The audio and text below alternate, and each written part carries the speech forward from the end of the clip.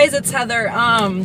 As you can see, I'm on my way to work, but it's been quite a while since I have updated anyone on my fitness journey and my diet, so I just wanted to let you all know.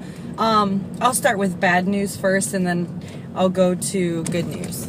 It's not necessarily bad if you look at it in a positive light, but the bad news is that I did not make it to 500 grams of carbs, let alone 400. I made it to 355, which, you know, was still a good capacity. The reason why I did not continue to add is because my current coach told me, Heather, you build muscle very quickly, and if you decide to up your carbs and calories, you may risk the chance of putting on more muscle.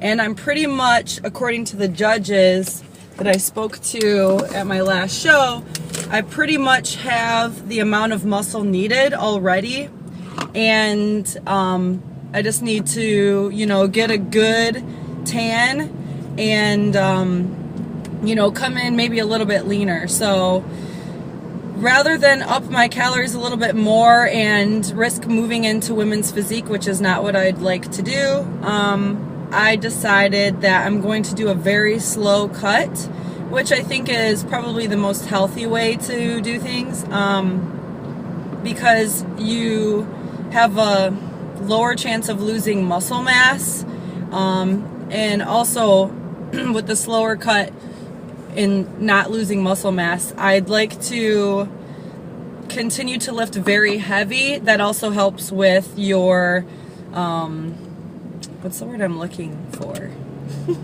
preservation of muscle mass. So if a lot of people like to go just to high reps and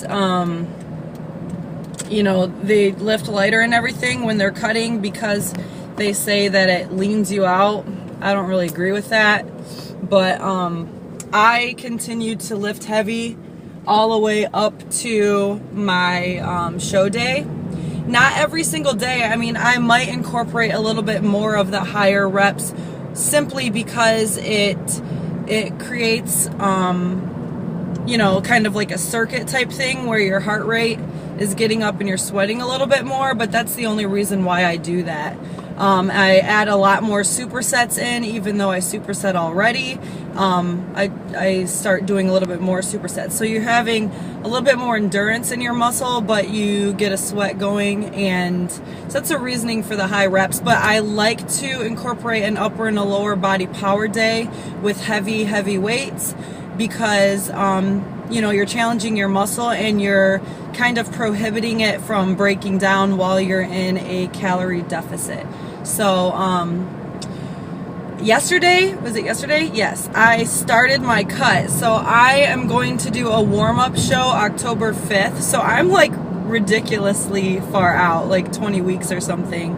But I'm going to do a warm-up show. Most people will cut for 16 weeks, but I did a 14 or 16 week cut last year, and I believe I had, it's weird, I feel like I had higher fat percentage last year just based on what my body looks like.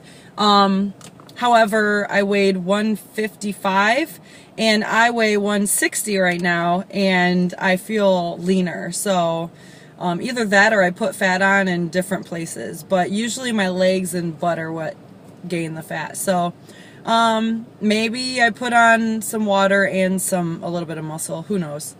So it's going to be a very slow cut, and then my first show is going to be a pro qualifier, October 25th here in Tampa.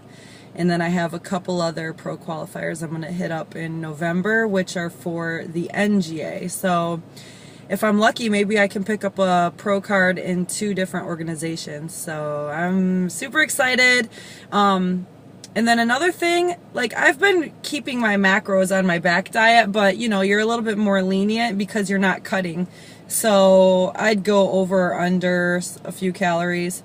But now, like, I am, like, as of yesterday, I'm hitting my macros to a T, and I just feel, it's not only that you feel better, but it's a feeling of empowerment, because you have 100% control over what you put in your mouth. And it's awesome that, you know, if any of you have a nutrition coach out there, or, you know, any if you're a bodybuilder or not, if you follow what they tell you to a T, and, you know, it could, if you don't get results, then maybe it's the coach, or you're not putting intensity into your training.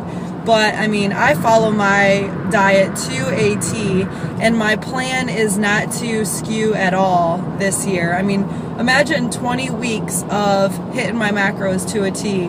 I'm gonna be sick, and I'm so excited. I've really been working on any weak points. Like, I have huge lats. I feel like the average person's weak point is my strong point, and then what comes easy to some people is like difficult for me, because I focused on the hard stuff at the beginning. So for me, it's easy. For example, like wide grip pull-ups, I can do those. Tell me to do a chin up, I'm like, this, like, it hurts. I don't want to do a chin up, which doesn't make any sense at all. But I've trained my lats to be beasts. So now I'm more focused on like my inner back and my lower traps, trying to get a little bit more definition there. And then maybe, you know, cap the shoulders a little bit, the outer shoulder. But when I flex, yeah, I'm full of carbs right now, but when I flex, my upper body gets pretty big, so I don't want to overpower my legs either. So I will still be incorporating some heavy squats and everything to keep the legs nice and balanced out with my upper body. But that is where I'm at right now. I am day 2 in, woo, of 20 weeks. So, you know, follow me on Instagram. My name is Fitnlovinit, or Fitnlovinit is how you say it. There's no, it's not and, it's in. I'll include it in the down box, but follow me, and I'll be taking progress pics throughout, and you guys can watch my transformation in live time. I hope you guys have a wonderful day, and I'm happy that I finally got to post something. Bye bye, guys.